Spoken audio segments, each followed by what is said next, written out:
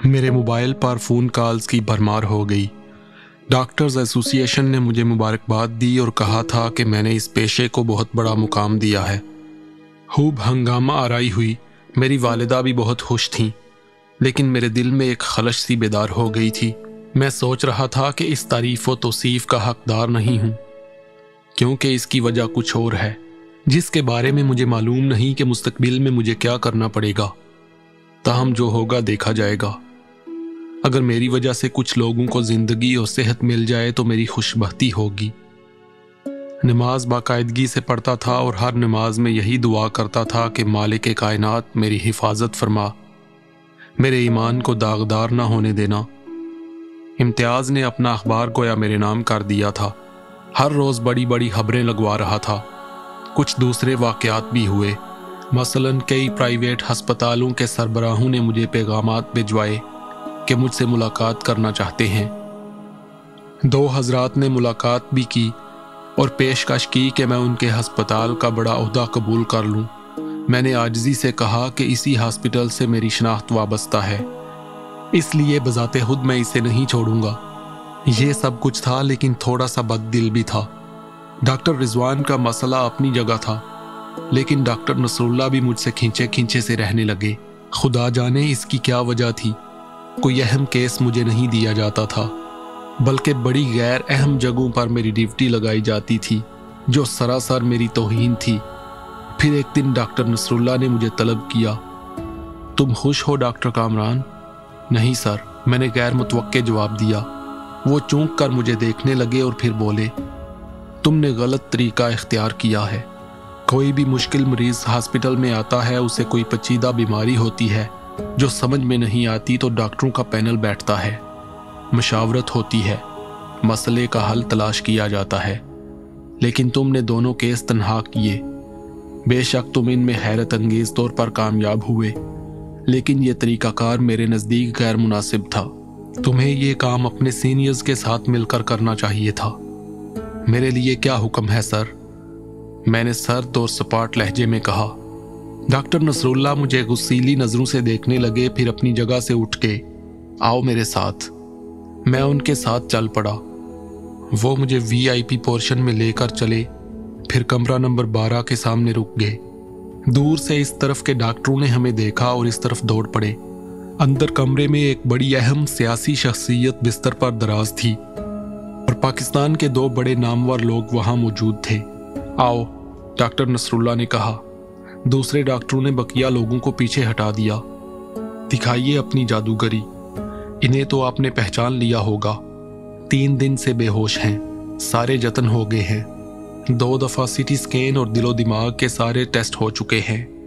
کوئی بات سمجھ میں نہیں آئی، ان کے بارے میں انکشاف فرمائیے۔ ڈاکٹر نصر اللہ کا لہجہ طنزیہ تھا۔ میں نے مریض پر نظر دوڑائی اور غور سے اس کا جائزہ لینے لگا۔ میری آنکھوں میں وہی محسوس دھواں بھر گیا۔ مریض کے سارے اعضاء نظر آنے لگے۔ کوئی بات سمجھ میں نہیں آئی اور میرے اندر پریشانی کی ایک لہر جاگ اٹھی، لیکن اسی وقت مجھے اپنی گردن کے پاس سرسراہٹ محسوس ہوئی۔ میرا ہاتھ بے اختیار گردن کی طرف اٹھ گیا۔ ایک محسوس منمناہٹ میرے کانوں میں ابھری۔ نہ بٹوا نہ، ہم تمہارے ساتھ ہیں، چنتا نہ کرو، غور سے سنو۔ اس نے مجھے اس مریض کے بارے میں بتایا اور پھر بولا، سمجھ آ گئی ہوگی تمہیں بات، اب اپنا کام کرو۔ گردن کی سرسراہٹ کندھے پر آ گئی۔ میرے سوا اور کوئی اس مکڑی کو نہیں دیکھ سکا جو کندھے سے گزر کر میری کلائی پر آ گئی، پھر نیچے کود کر ایک طرف چلی گئی۔ ڈاکٹر نصر اللہ میرے انہماک سے اکتا کر بولے، کوئی فیصلہ نہیں کر پا رہے آپ ڈاکٹر کامران؟ سر اب تک کس کی نگرانی میں رہے ہیں یہ؟ ڈاکٹر عمران ان کے معالج ہیں۔ میں نے اور ڈاکٹر رضوان نے بھی ان کا معائنہ کیا ہے، ان کی رپورٹوں سے کچھ نہیں پتہ چل سکا۔ آپ کوئی معجزہ دکھائیے۔ مجھے غصہ آ گیا۔ کمال کے لوگ ہیں، حسد سے مرے جا رہے ہیں۔ اس وقت میرے ذہن میں بغاوت ابھر آئی۔ میں نے کوئی غلط کام تو نہیں کیا، 2 انسانوں کو زندگی ملی تھی۔ ڈاکٹر کے لیے سب سے بڑی خوشی کی بات یہی ہوتی ہے نا؟ لیکن یہ سب اپنی انا کا شکار ہو گئے تھے۔ اس وقت پہلی بار میں نے سوچا کہ مجھے یہ ہاسپٹل چھوڑ دینا چاہیے۔ میں نے ان کے مرض کا پتہ چلا لیا ہے سر۔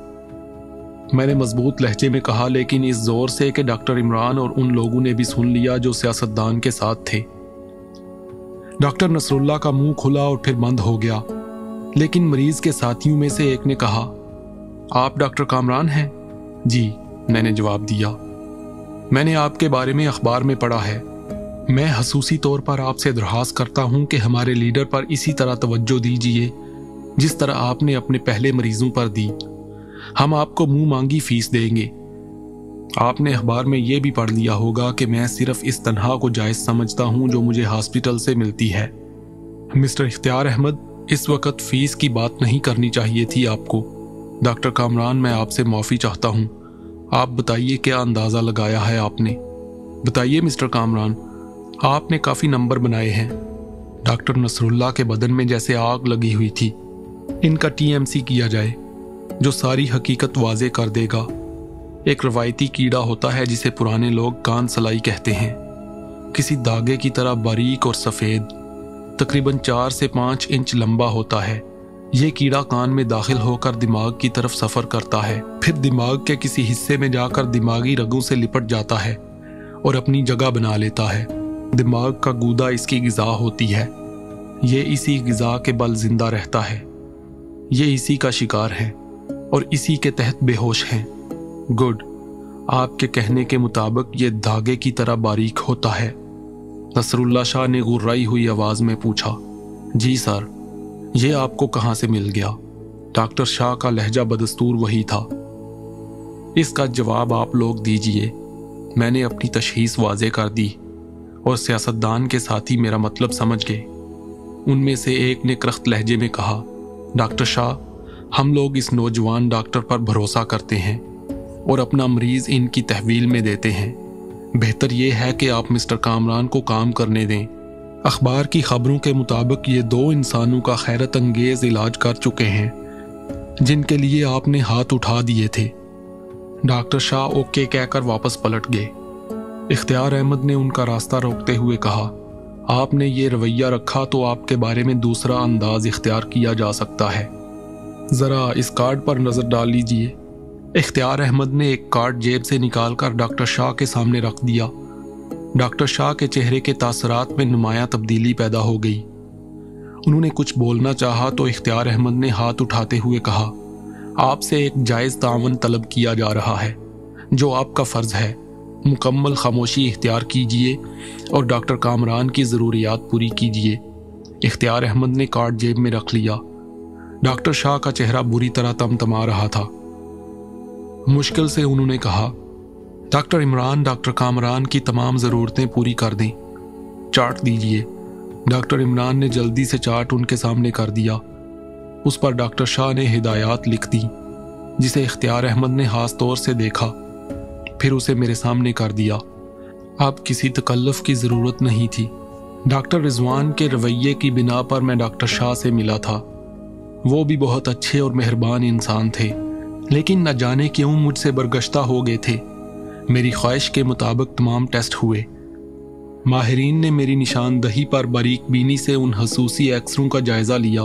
آخر کار دماغ کے خلیوں کے درمیان بکھری ہوئی باریک رگوں میں وہ جگہ تلاش کر لی جو غیر معمولی اور بے ترتیب تھی۔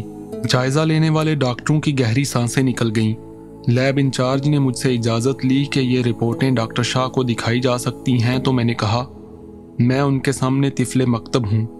رپورٹیں ڈاکٹر شاہ کو دکھائی گئیں تو انہوں نے مجھے طلب کر لیا۔ بہت خوب، بڑا کام کیا ہے آپ نے۔ آپ یہ آپریشن ملک میں کرانا پسند کریں گے یا انہیں کسی دوسرے ملک میں بھیجنا چاہیں گے؟ میں خود یہ آپریشن کروں گا، میں نے سرد لہجے میں کہا۔ صرف ایک لمحے کے لیے ڈاکٹر شاہ کے چہرے پر ایک طنزیہ مسکراہٹ ابھری اور معدوم ہو گئی۔ پھر وہ بولے، بڑی مبارکباد اس جرت پر۔ بہت باریک اور مشکل آپریشن ہے جس کی اجازت آپ جیسے جونیئر اور ناتجربے کار ڈاکٹر کو کبھی نہیں دے سکتا۔ آپ کو تحریری طور پر اس کی کامیابی اور ناکامی کی ذمہ داری قبول کرنی ہوگی۔ مجھے کیا کرنا ہوگا؟ میں نے متانت سے پوچھا۔ ڈاکٹر عمران آپ کو بتائیں گے۔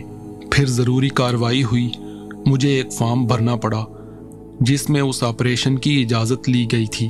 نیز یہ کہ سیاستدان کے اہل خاندان نے دستخط کیے کہ وہ مجھے مکمل اختیارات دے رہے ہیں، جبکہ موت زندگی بھر طور اللہ تعالیٰ کے اختیار میں ہے، خاص طور سے کسی اعلیٰ سرکاری ادارے کے کسی بڑے رکن اختیار احمد نے گواہ کی حیثیت سے دستخط کیے۔ ڈاکٹر عمران نے کہا، ڈاکٹر کامران، میں آپ کو اسسٹ کرنا چاہتا ہوں، اور یہ بھی عرض کر دوں کہ اس کی خفیہ ہدایت مجھے ڈاکٹر رضوان نے کی ہے۔ ظاہر ہے کہ میں معذرت کروں گا، میرے ساتھ صرف سسٹر جمیلہ ہوں گی۔ خود شاید ڈاکٹر عمران بھی اس مشکل میں نہیں پڑنا چاہتا تھا۔ میرے انکار نے اسے سکون دیا، البتہ نرس جمیلہ کے تاثرات دیکھنے کے قابل تھے۔ تمام تیاریوں کے بعد مریض کو آپریشن تھیٹر میں پہنچا دیا گیا۔ میں نے اللہ تعالیٰ سے دعا کی کہ خالق کائنات، بے شک ایک برے شخص نے میری مدد کی ہے، لیکن میرے دل میں اس کے لیے کوئی جگہ نہیں۔ میں صرف اپنے پیشے کے مطابق عمل کروں گا، میری مدد فرمانا۔ یہ آپریشن بے شک تمام ترتیبی اصولوں کے خلاف تھا، کیونکہ اتنے بڑے آپریشن کے لیے کئی ماہر ڈاکٹروں کا گروپ ہوتا ہے، لیکن یہاں ذاتی اختلاف کی بنیاد پر ایک انوکھا آپریشن کیا جا رہا تھا۔ میں نے کام شروع کر دیا۔ اس میں بھی کوئی شک نہیں تھا کہ جمیلہ نے پورے گروپ کی ذمہ داریاں سنبھال رکھی تھیں، جس سے مجھے اندازہ ہو گیا تھا کہ وہ بہترین کارکردگی کی حامل ہے، اور شاید اسی لیے دوسروں نے اسے کوئی مقام نہیں دیا تھا۔ میں نے اپنی اوقات اور صلاحیتوں سے بڑھ کر عمل کیا۔ غیر مرئی قوتیں میری مدد کر رہی تھیں۔ میں بہت معمولی سی کوشش سے مطلوبہ جگہ پہنچ گیا۔ حیرت انگیز بات تھی کہ جب تک میں نے آپریشن شروع نہیں کیا تھا میرا دل خشک پتے کی طرح لرز رہا تھا، لیکن آپریشن شروع کرتے ہی مجھے یوں لگا جیسے کسی نے میرے دل پر ہاتھ رکھ دیا ہو، جیسے غیر مرئی قوتیں مجھے دلاسا دے رہی ہوں، جیسے کوئی انتہائی ماہر برین سرجن اور نیورولوجسٹ میرے ہاتھوں کو اپنے ہاتھوں کے ذریعے متحرک کر رہا ہو۔ پورے 4 گھنٹے اس آپریشن میں لگ گئے، لیکن جیسے ہی میں اپنے کام سے فارغ ہوا میرا بدن شدت سے کپکپانے لگا۔ مجھے یوں لگا جیسے میں کسی سحر سے آزاد ہو گیا ہوں۔ اپنی کیفیت کو چھپاتے ہوئے میں آپریشن تھیٹر سے باہر نکلا تو وہاں بہت کچھ تھا۔ پریس کو دور رکھا گیا تھا، لیکن باقی بہت سے لوگ تھے۔ میں نے اختیار احمد سے کہا، سر آپریشن کامیاب رہا ہے۔ میں نے جس چیز کی نشاندہی کی تھی وہ دماغ سے نکال لی ہے۔ سسٹر اسے لیبارٹری کے حوالے کر دیں گی۔ آپ میری اتنی مدد کریں کہ اس وقت میں پریس کا سامنا نہیں کر سکتا۔ بعد میں اگر ضروری ہوا تو ہر حکم کی تعمیل کروں گا۔ ٹھیک ہے ڈاکٹر کامران، آپ آرام کریں، اختیار احمد نے کہا اور مجھے میڈیا سے بچا لیا۔ طبیعت پر ایک عجیب سا بوجھ آ پڑا، بخار سا محسوس ہو رہا تھا، لیکن کچھ گھنٹوں کے بعد ٹھیک ہو گیا۔